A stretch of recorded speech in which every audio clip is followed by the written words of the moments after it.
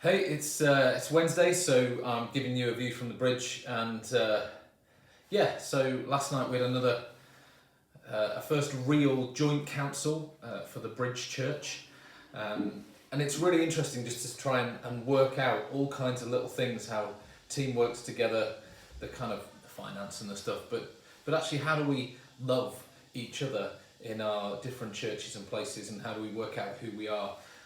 Been looking at some branding stuff and working out what we're about and what we're going to live into, team coming together. So there's kind of a lot going on.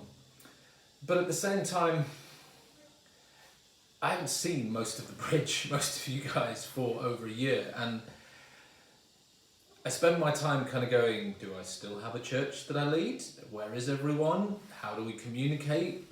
Like, it's very strange at the moment to know what reality is and what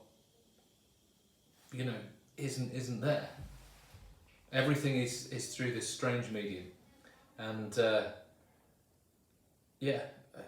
can second guess myself all the time about, am I doing the right thing, am I doing the wrong thing, am I helping people, what does it mean to be church, who's going to be there when we get back, I don't know.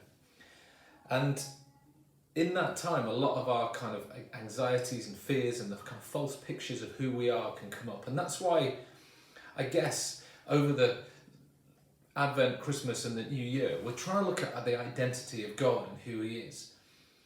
And looking at ourselves and saying, well, who am I in God, in the Father, in Jesus, in Holy Spirit? And trying to find some truth about who we are.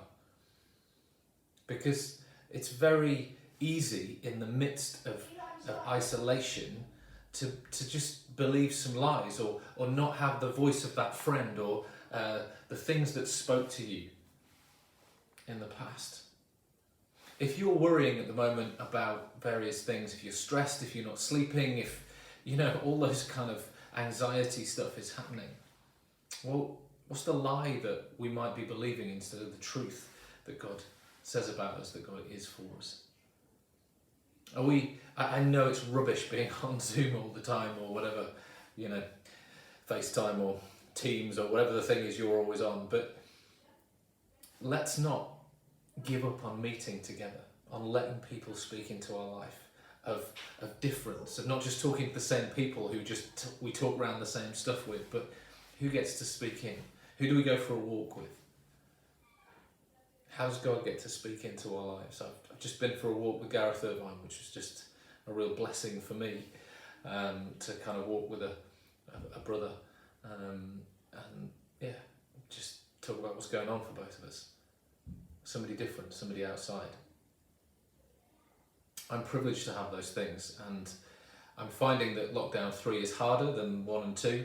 I have got back into a good rhythm. I am working out and praying hard again, but that discipline to be with people is hard. So my encouragement is to make sure that you're not living in a bubble of the same people, in here and in here. Do it physically, but in your heart and mind. Who gets to speak in? Who gets to transform? Who gets to challenge you to think differently, to bump you out of that rut that you might have slipped into? Let's not give up on making time for one another and letting God speak through the wonderful thing that friends, extended family, church family are. And let's be ready to listen and change to what God's saying, and flex to what He's saying, and take on some challenge, even if life's hard at the moment. Bless you all. I miss you all greatly. I miss your encouragement and challenge and joy of just being together.